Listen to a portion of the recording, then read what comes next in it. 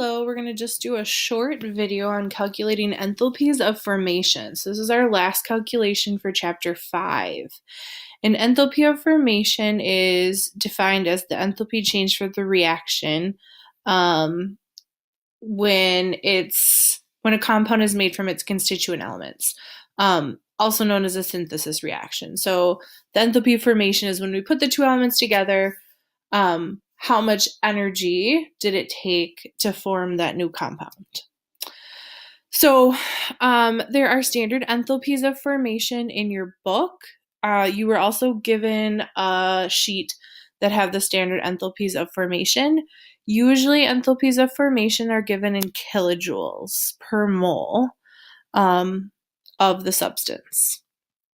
All of the values in your standards are at STP. So it's 25 degrees Celsius room temperature and 1 atmosphere in pressure. And so it's going to be for the natural state of all of these compounds, meaning what they are at room temperature.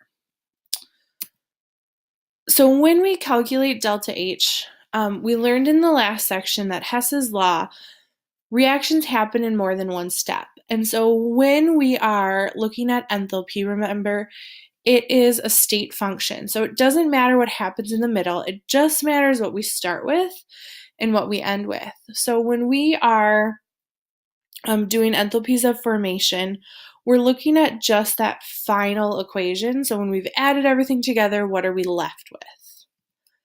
So to do this, we're going to use the sum of the products minus the sum of the reactants. And that's of their enthalpies of formation. I will always give you enthalpies of formation.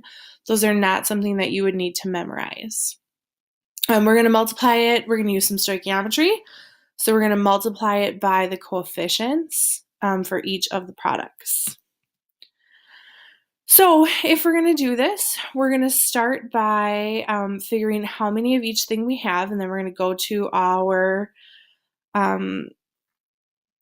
sheet that has our standard enthalpies on it. So if we're going to take products minus reactants, we're going to take our 3 carbon dioxide plus our 4 water, and then we're going to subtract out our 1 C3H8 and our 5 O2s.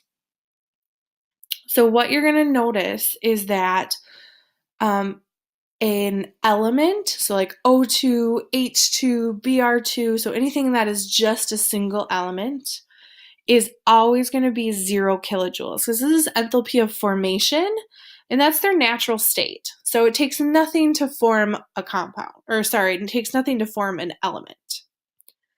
So we're going to do a little bit of a rearranging, combine, and multiply by our coefficients. And we end up with delta H is negative 2,219.9 kilojoules for this problem. Okay, so we want to know the standard enthalpy change for the reaction CaCO3 gives us CaO and CO2, and we know that the standard enthalpy is 178.1 kilojoules. We want to find part of it. So we know the overall reaction is 178.1, and we want to solve for just CaCO3. So I'm going to set it up. I'm going to say that 178.1 is equal to the product, so CaO plus CO2, minus the reactant, CaCO3, and that's what I'm looking for. So I'm going to go to my known, or my given sheet, and I'm going to find my values for CaO and CO2 and plug those in.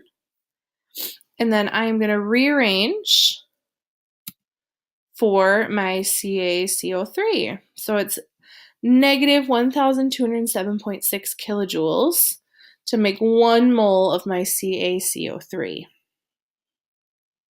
Okay, why don't you guys try one on your own? So if you could pause the video for a moment. This is similar to the last one. So it says, given the following standard enthalpies, use them to find the copper oxide, the CuO.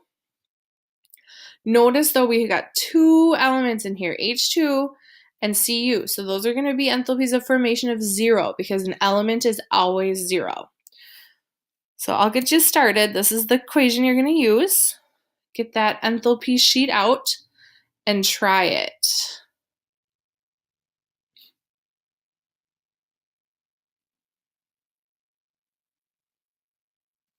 Okay, so hopefully you actually tried it. So I put in a 0 for my copper and a 0 for my hydrogen, because again, those are elements, so it doesn't take anything to form them. Negative 285.8 is for water, and copper oxide is what I'm looking for.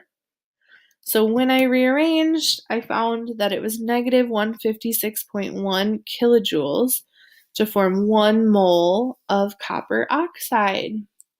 So again, pretty standard stuff, you guys. This is similar to the calculations that we did in our last chapter with enthalpy. So if you have any other questions, rewatch the video or check out in your book.